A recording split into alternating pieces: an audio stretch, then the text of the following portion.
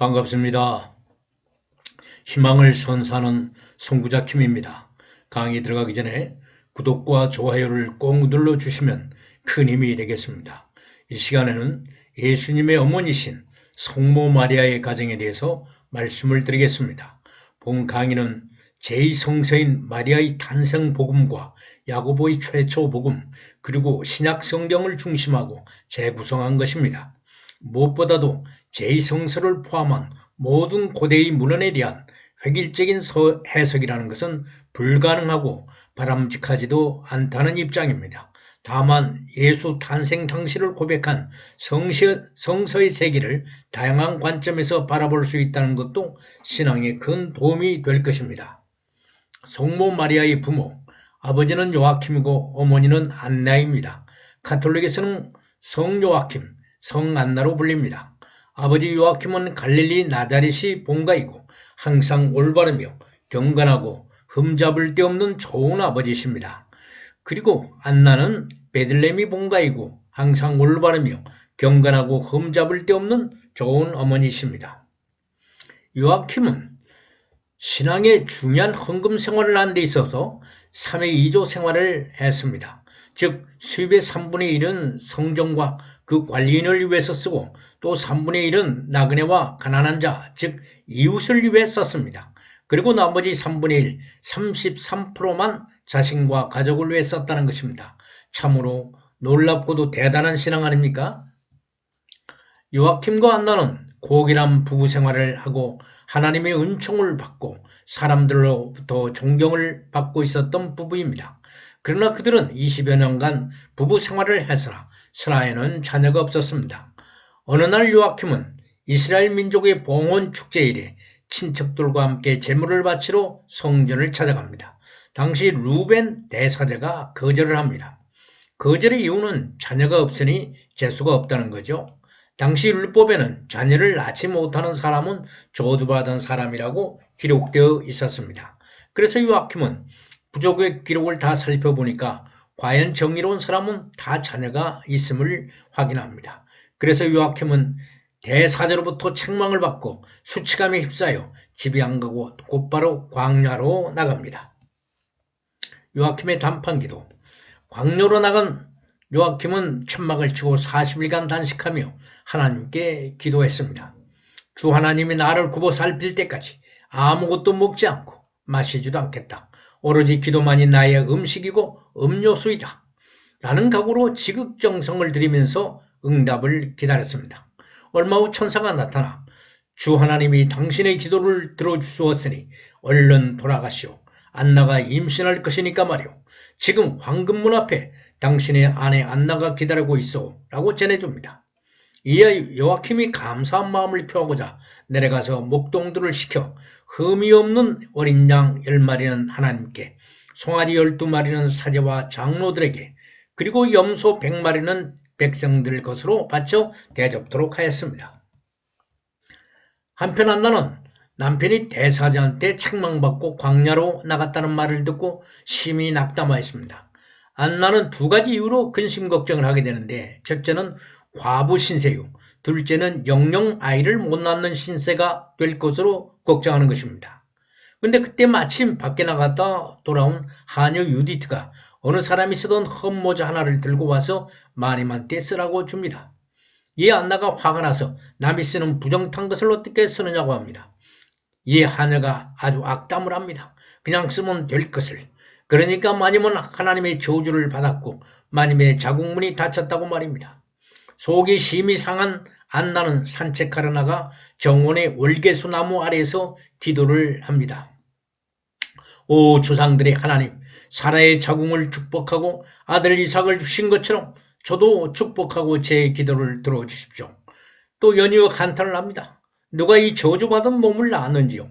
이스라엘 자녀들 앞에서 저주받고 하나님의 성전에서 책망과 멸시를 받다니 어떤 자궁이 저를 낳았는가 말이에요.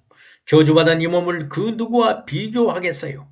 오 주님, 지상의 짐승 야수조차 새끼를 거느리고 있으니 그들과 비교조차 할 수 없어요. 바다의 물결조차 그 안에 물고기들이 당신을 찬미하고 파도하고도 비교조차 할 수 없어요. 땅 자체도 결실을 내고 당신을 찬미하니 이것하고도 저를 비교할 수 없어요.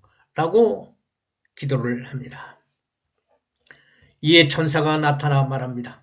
안나, 주님께서 당신 기도를 들었소. 당신이 임신하여 자녀를 낳을 것이며 온 세상에 그 자녀에 대해서 말할 것이요.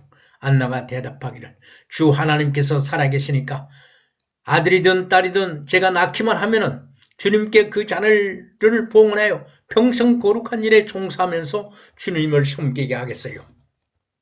다시 천사 2명이 안나에게 당신 남편 요아킴이 목동들과 함께 오고 있어 라고 전합니다. 얘 남편 요아킴은 내려가고 안나는 황금문 앞에 서 있다가 서로 보고 달려가 목을 껴안고 참 감격할 때 안나가 말을 합니다. 주님이 저를 크게 축복한 줄을 이제 알겠어요. 왜냐하면 이제는 더 이상 제가 과부가 아니고 또한 불임증 여자가 임신할 테니까요. 라고 말합니다. 안나의 임신과 출산, 귀가 후 요아킴은 성전에 찾아가 제물을 바치고 대사제로부터 죄가 없고 정의로운 사람임을 인정받고 귀가하여 즐겁게 지내던 중 안나가 임신을 합니다. 안나는 임신한 지 9개월이 지나 출산을 하게 됩니다. 샴파가 딸이라고 합니다. 안나, 오늘 주님이 제 영혼을 크게 축복해 주셔서요 라고 합니다. 산모의 정화기간이 지난 뒤 아기 이름을 천사의 분부대로 마리아라고 합니다. 안나는 마리아의 방을 성별하여 거룩한 장소로 만들어줍니다. 딸의 첩돌이 되자 요아킴은 사제, 학자, 장로, 백성들을 불러 대잔치를 합니다. 대사제들이 와서 축복하기를 우리 조상의 하나님 이 딸을 축복하시고 대대로 유명하고 이어질 이름을 내려주십시오. 하니 모두들 기뻐하고 하나님을 찬미합니다. 마리아를 성전에 봉헌하다. 약속대로 마리아를 성전에 봉헌하는데 그래도 어린 마리아가 아버지의 얼굴을 알아볼 수 있는 3살이 되고서야 성전에 마칩니다. 대사제가 마리아를 받아들이고 축복을 합니다. 마리아, 주 하나님이 네 이름을 영원히 빛나게 했고 이스라엘의 자녀들에게 너를 통해서 영원히 구원을 보여주었다. 대사제가 마리아를 3번째 계단에 내려놓자 주님이 힘을 줘 마리아가 스스로 힘을 주어 이스라엘의 모든 사람이 마리아를 사랑하였습니다. 마리아의 성전 생활과 약혼 방식. 마리아는 성전에서 머물고 천사들의 손에서 음식을 받아 먹었습니다. 마리아는 날마다 천사들과 대화를 하고 날마다 하나님이 보낸 방문자들을 맞이했습니다. 그 결과 모든 악을 피하고 모든 선을 갖추었습니다. 그래서 마리아는 14살까지 성전에서 성장을 합니다. 그 시점에서 대사자는 공식 명령을 내립니다. 이제 14살 이상의 성처녀들은 결혼을 위해 다 집으로 돌아가라고 합니다. 다른 성처녀들은 다 돌아갔으나 마리아만은 불복종합니다. 자신은 평생 주님을 섬기기로 했고 그 맹세를 깨뜨릴 수 없다는 거죠. 곤란해진 대사제는 다른 사제들의 참 조언을 듣고 지성소에 들어가 기도를 합니다. 기도 중에 언약궤가 있는 속죄소에서 소리가 들렸습니다. 동정녀의 결혼은 이사야의 예언에서 답을 구하라. 이새의 지팡에서 한 줄기가 나오고 그 뿌리에서 꽃이 필 것이며 주님의 영혼이 그 사람 위에 머물고 지혜와 이해의 영혼, 의경과 세력의 영혼, 지식과 경건함의 영혼, 주님에 대한 두려움의 영혼이 그를 채울 것이다 라는 소리가 들려오는 겁니다. 이에 예언에 따라서 대사제는 다윗 가문의 미혼 남자들에게 통보하여 지팡이를 가지고 와서 제대 위에 올려놓으라고 했습니다. 다윗 가문의 요셉도 나이가 많았으나 불려갔고 지팡이는 올려놓지 않았습니다. 그렇게 모든 총각들이 지팡이를 올려놓았으나 아무런 반응이 없었어요. 그러자 대사제가 다시 지성소에 기도를 하러 들어갔습니다. 그러자 한 사람이 요셉이 지팡이를 올려놓지 않다는 것을 알게 됩니다.